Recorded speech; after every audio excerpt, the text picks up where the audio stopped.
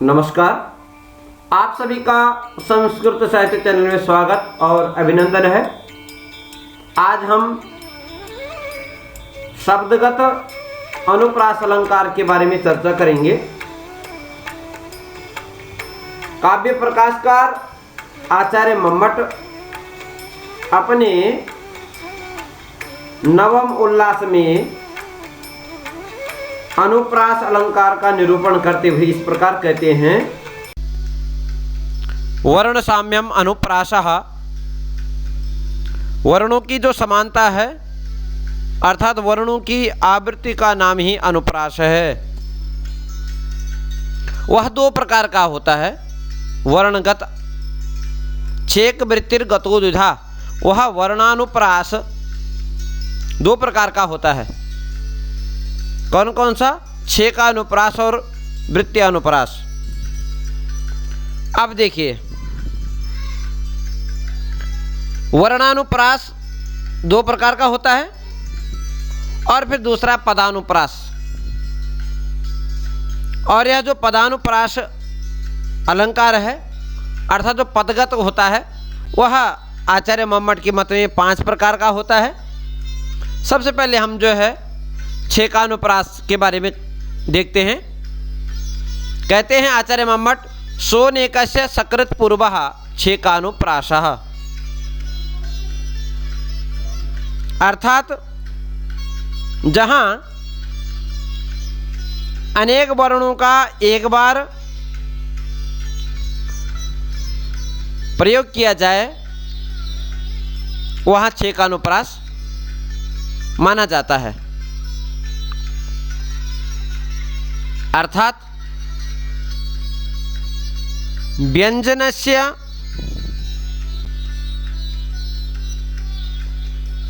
सकृत एक बारम सादृश्यम छेकानुप्रासः, अर्थात अनेक व्यंजनों का एक बार सादृश्य, एक बार आवृत्ति छेकानुप्रास कहलाती है। उदाहरण में कह रहे हैं कि ततो ऋण परिस्पंद मंदीकृत बपु शशि दध्रे काम परीक्षाम कामनी गंड पांडुताम। यहाँ पर कह रहे हैं कि तब वह अरुण के गतिमान होने से, गतिशील होने से मलिन स्वरूप वाला चंद्रमा काम से दुर्बल कामनी के कपोल स्थल के समान सफेद हो गया।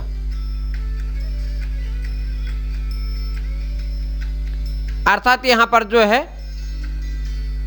व्यंजनों का मंदीकृत, परिस्पंद, मंदी, ये जो है स्वर अर्थात व्यंजनों का, स्वर व्यंजनों का जो वर्णों का एक बार प्रयोग किया गया है। आगे चलते हैं। दूसरा अनुप्रास है वृत्त्यानुप्रास।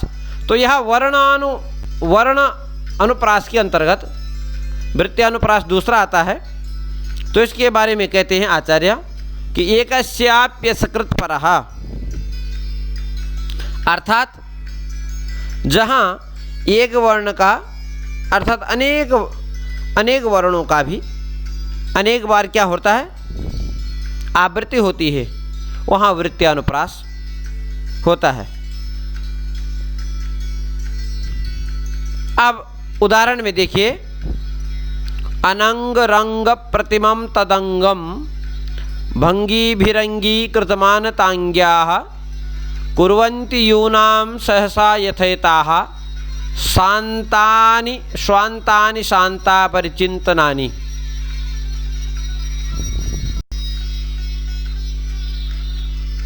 अगला है पदगत अनुप्रास अलंकार।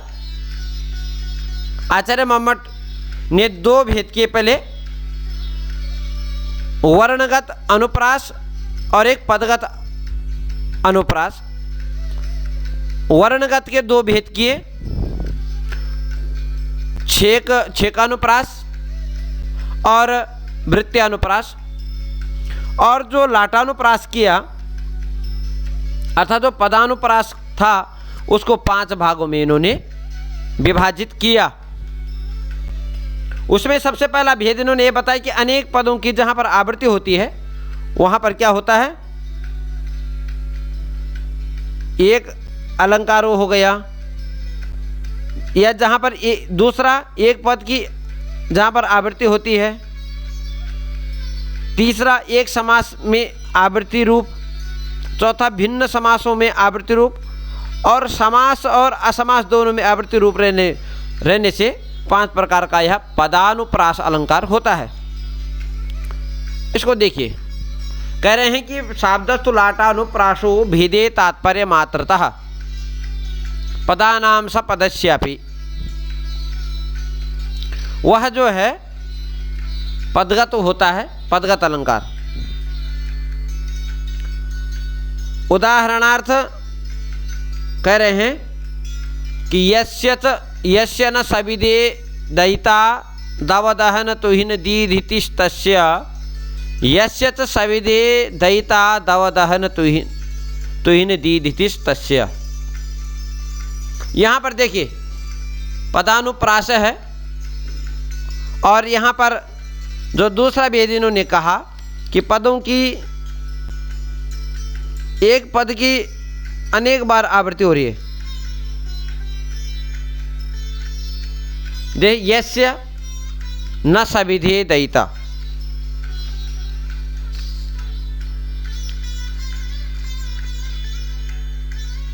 अर्थात जिसके समीप में प्रियतमा नहीं है, यस्य न सविधे दयिता, उसके लिए चंद्रमा दावानल के समान है, और जिसके समीप प्रियतमा विद्यमान है उसके लिए दावानल भी चंद्रमा है। तो यहाँ पर जो कहा गया ना कि तुहिन दीधिति और दवदहनत्व, तो यहाँ पर अनेक पदों की आवृत्ति हुई है। तो पूर्वार्ध में तुहिन दीधिति में दवदहनत्व विधेय है, और उत्तरार्ध में दवदहन में तुहिन दीधिति ही क्या है, विधेय है। इसलिए यहाँ अनेक पदों की यहाँ पर आवृत्ति हो रखी है। अगला देखिए, पदस्यापि जो पदगत होता है वह क्या है, कह रहे हैं वदनम वरवर्णिन्याः तस्याः सत्यम सुधाकरः सुधाकर क्वनु पुनः कलंक विकलो भवेत्। यहाँ पर देखिए लाटानुप्रास के अंतर्गत पद की आवृत्ति होने से देखिए सुधाकर और सुधाकर, यहाँ पर सुधाकर केवल सुधाकर पद की आवृत्ति होने से लाटानुप्रास है, और यहाँ पर प्रथम सुधाकर पद विधि है और द्वितीय पद उद्देश्य है।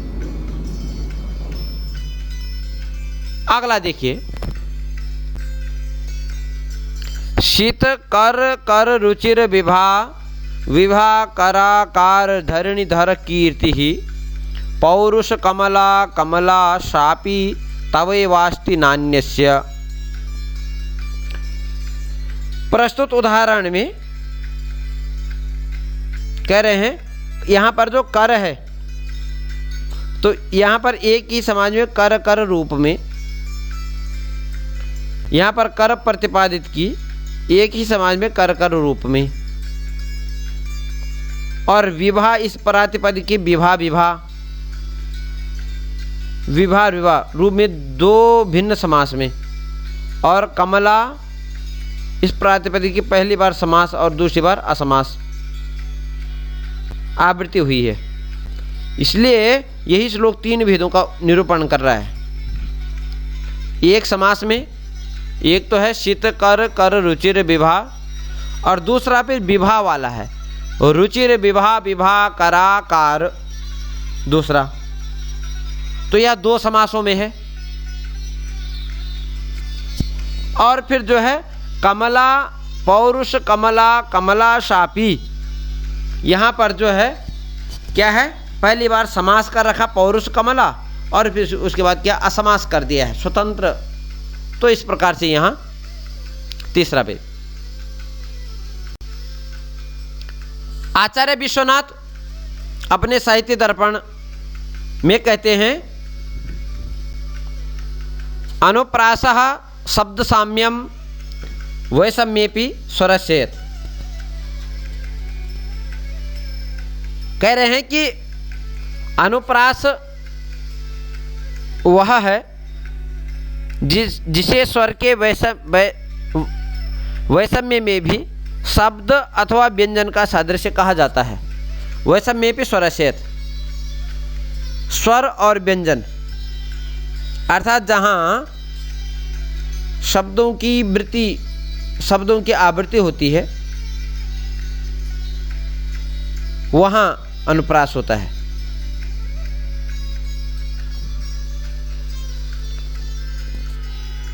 आचार्य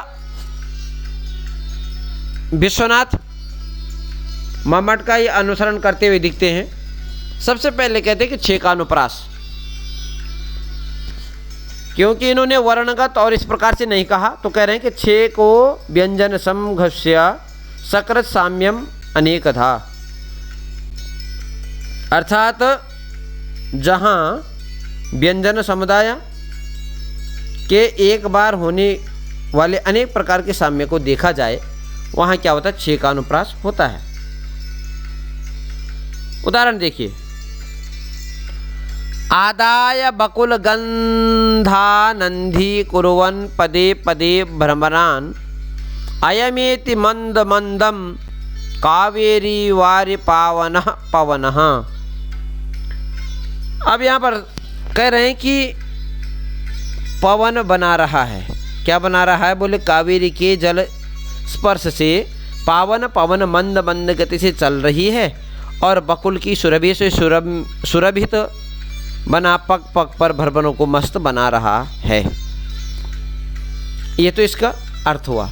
अब यहाँ पर अनुप्रास अलंकार छे का अनुप्रास कहाँ हुआ? तो जो यहाँ पर देखिए ततोरुण परिस्पंदा मंदीकृत बपु शशि, जो यहाँ पर था ना मम्मट के, तो यहीं भी कहा गई गंधानंदी कुर्बन। तो यहाँ पर ध संयुक्त पद है और कावेरी वारी में असंयुक्त वार शब्द है और पावनः पवन में अनेक असंयुक्त व्यंजनों की जो एक बार आवृत्ति हुई है वह क्या है? छे का अनुप्रास है।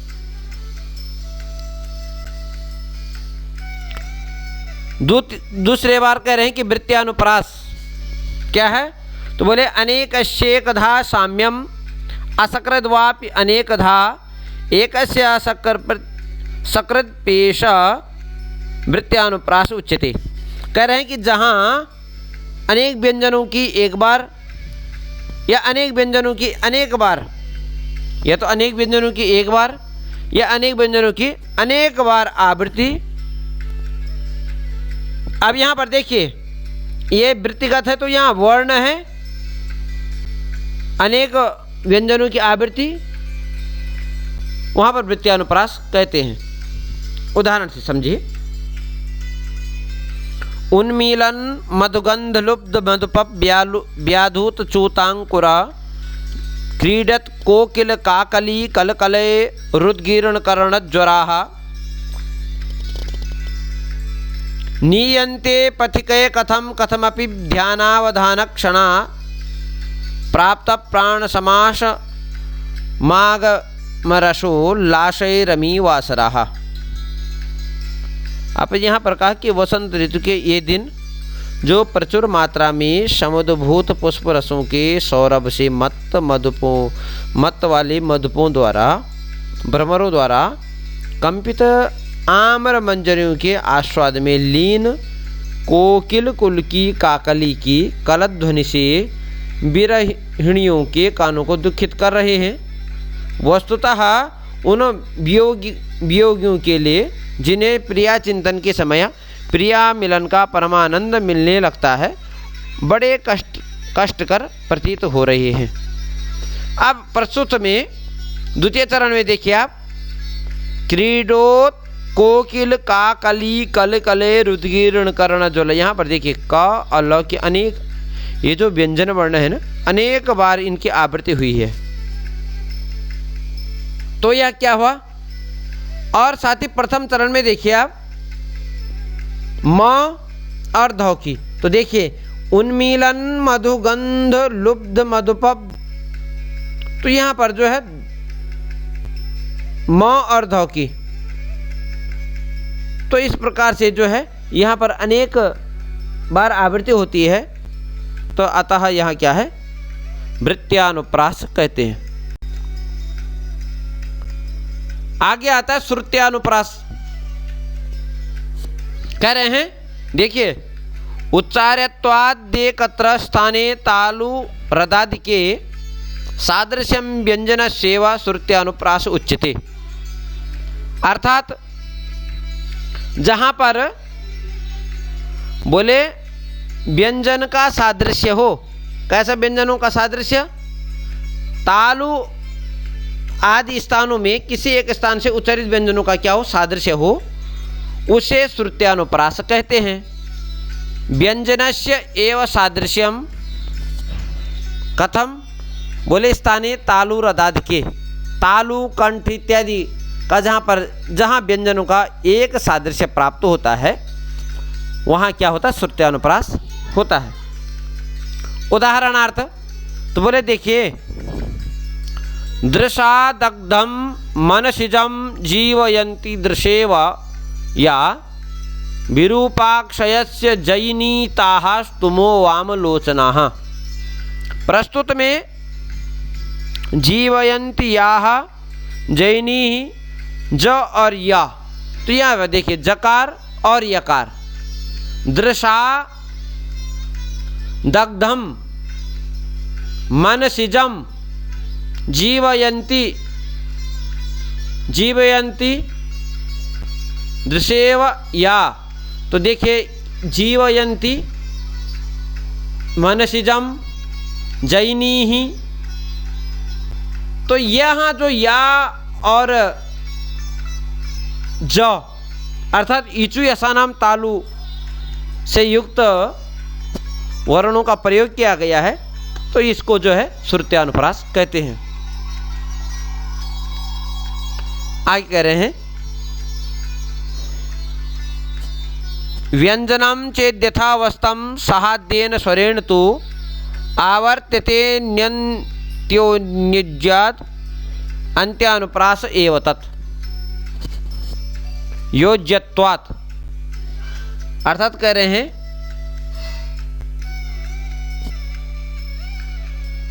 जहां प्रथम स्वर के बाद यथावस्थ व्यंजनों की ऐसे आवृत्ति देखी जाए जो कि पद अर्थात पाद के अंत में पड़ी रहती है, ये ध्यान रखना। अब यहां पर जो है कह रहे हैं कि केशः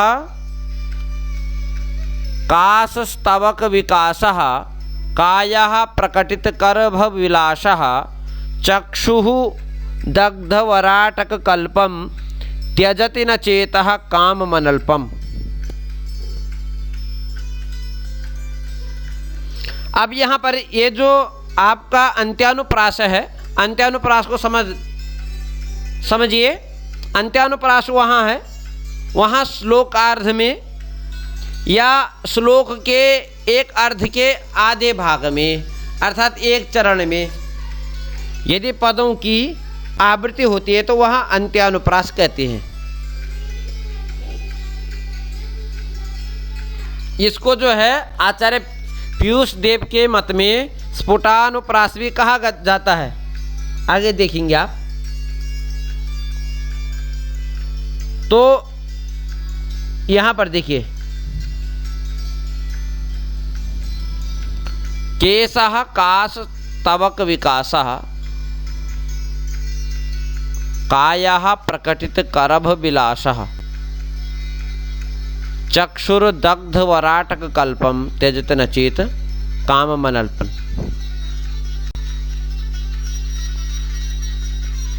लाटानुप्रास शब्दार्थयोः पौनरुक्त्यम भेदे तात्पर्य मात्रतः लाटानुप्रासः। उदाहरण देखिए। अब लाटानुप्रास, इससे पहले भी दो भेद हो चुके हैं, लाटानुप्रास तथा पदानुप्रास। लाटानुप्रास तो लाट जनों को, गुजरात प्रदेश के जो विदग्ध हैं उनको, उनकी रुचि अनुप्रास में है तो उससे उनसे संबंधित लाटानुप्रास है, परंतु यह पदगत के अंतर्गत आया इसलिए कहा इसको लाटानुप्रास। और लाटानुप्रास का यह भेद देखिए इन्होंने कहा कि स्मरे राजीव नयने स्मरे राजीव नयने नयने किम निमीलिते पश्य निर्जित कंदर्प वसगम श्रियम।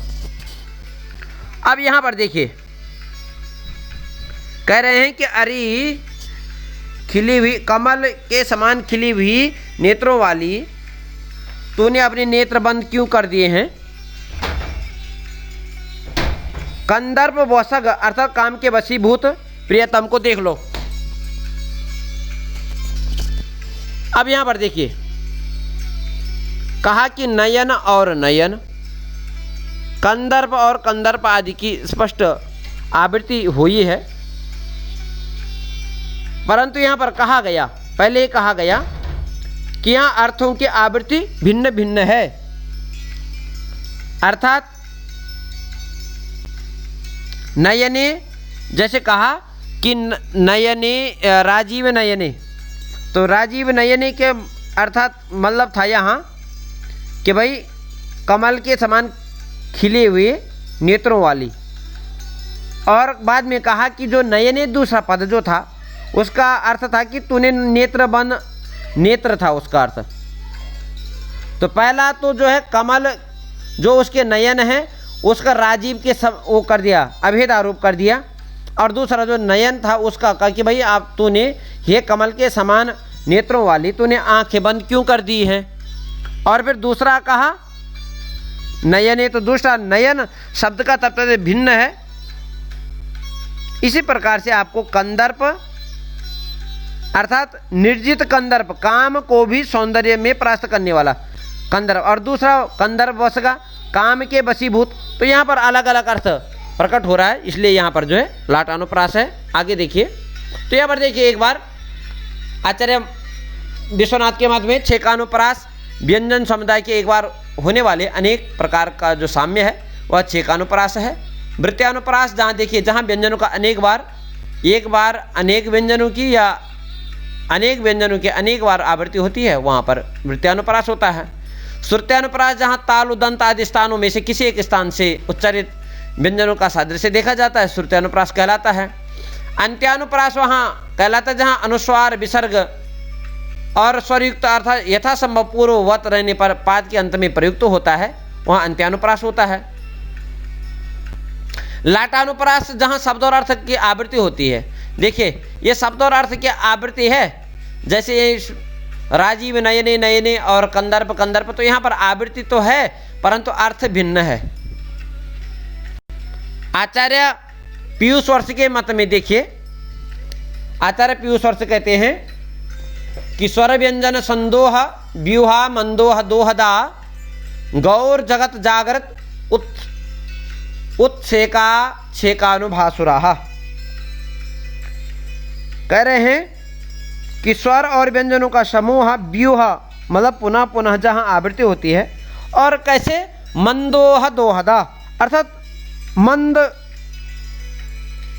रूप से, अर्थात छेकानुप्रास का ही ये कह रहे हैं कि मंद रूप से अर्थात एक बार उत्पन्न हो तो वहाँ लोक में उत्कर्ष उपस्थित करने वाली वाणी को छेकानुप्रास कहा जाता है। देखिए उदाहरण दे दिया, गौर जगत जागृत, तो जगत और जागृत जो पद है यहाँ पे गौ अर्थात वाणी, तो यहाँ पर देखिए व्यंजनों का कैसा है, आप जब साम्य देखेंगे तो यहाँ पर इन्होंने कहा कि गौर जगत जागृत, और जगत और जागृत में व्यंजन समूह का सकृत एक बार आवृत्ति हुई है, तो ये क्या है अनुप्रास, छेकानुप्रास अलंकार। आगे देखिए, आवृत वर्ण संपूर्ण वृत्त्यानुप्रास वदवचः अमंदानंद संदोह स्वच्छंदास्पद मंदिरम। तो यहाँ पर देखिए जहाँ पर अनेक वर्णों के पहले कह दिया है कि जहाँ पर अनेक वर्णों की ये एक वर्ण की अनेक बार आवृत्ति होती है, तो देखिए वहाँ पर क्या छेकानुप्रास अर्थात वृत्त्यानुप्रास होता है। और यहाँ पर देखिए अमंद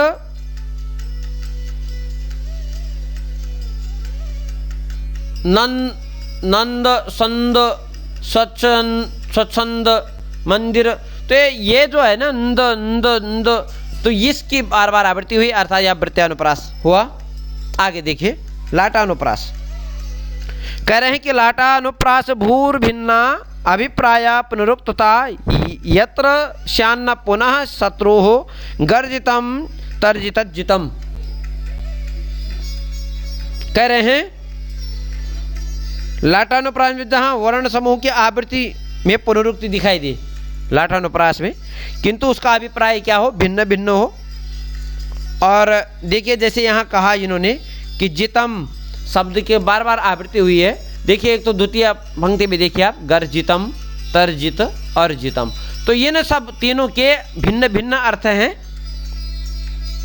पहला जो शब्द है, पहले जितम का अर्थ है गर्जन से अभिप्राय है, शत्रुर गर्जितम। दूसरे का अर्थ है जो तर्जित है, तो उस जित का अर्थ क्या, जितम का विजय है। और तीसरे जितम का अर्थ विजय से अभिप्राय है। तो तीनों का भिन्न भिन्न अर्थ यहाँ प्रयुक्त हुआ, अतः भिन्न प्राय अभिप्राय होने के कारण यह लाटानुप्रास कहलाता है। अब आगे देखिए चौथा भेद। श्लोकस्यार्धे तदर्धे वा वर्णावृत्तिर यदि ध्रुवाः तदा मता मतिमताम स्फुटानुप्रास प्रासता सताम। अर्थात तो वहाँ स्फुट अनुप्रास कहलाता है, जहाँ क्या होता है, एक श्लोक के अर्थात श्लोक का अर्धभाग या श्लोक अर्धभाग से भी अर्धभाग वर्णों की आवृत्ति हो, वहाँ क्या होता है, काव्य शास्त्र क्या करते हैं, स्फुट अनुप्रास मानते हैं। उदाहरण में देखिए, कहते हैं कि तदा मता मतिमताम। तो इस श्लोक में क्या हुआ है, प्रस्तुत अलंकार में जो है वो स्फुट अलंकार है। पाद के एक चरण में यहाँ पर बताया गया है, अर्थात जैसे काव्य साहित्य दर्पणकार कह रहे थे कि केशः काश स्तबक विकासः कायः प्रकटित करभ विलासः। तो इसी प्रकार से यहाँ देखिए आप, तदा मता मतिमताम। तो यह जो एक भाग है, चतुर्थ भाग है, यहाँ पर स्फुट अनुप्रास की आवृत्ति हुई है। अब देखिए इन्होंने एक अर्थानुप्रास भी माना है, और उसमें कह रहे हैं कि उपमेयोपमानत मानाद मानादौ अर्थानुप्रास इष्यते चंदनम खलु गोविंद चरण द्वंद्व वंदनम। कह रहे हैं बता उपमेय और उपमान में यदि वर्णों की आवृत्ति हो तो उसे अर्थानुप्रास अलंकार कहते हैं। और यहाँ जो यहाँ उपमेय और उपमान में जो उपमा अलंकार संकेतित है, तो इसको देखना चाहिए। इस प्रकार से यहाँ इसका अर्थानुप्रास अलंकार हुआ। और एक दृष्टि में देखिए आचार्य जयदेव के मत में 6 का अनुप्रास, स्वर व्यंजनों की एक बार आवृत्ति 6 का अनुप्रास, अनेक वर्णों की एक वर्ण की अनेक बार आवृत्ति वृत्यानुप्रास, वर्ण समूह की आवृत्ति परंतु भिन्न भिन्न अभिप्राय लाटानुप्रास, और स्फुटानुप्रास अर्थात श्लोकार्ध में निश्चित वर्णों की आवृत्ति हो तो वहाँ क्या कर लेते हैं, स्फुटानुप्रास कहलाता है। अस्तु, धन्यवाद, नमस्कार।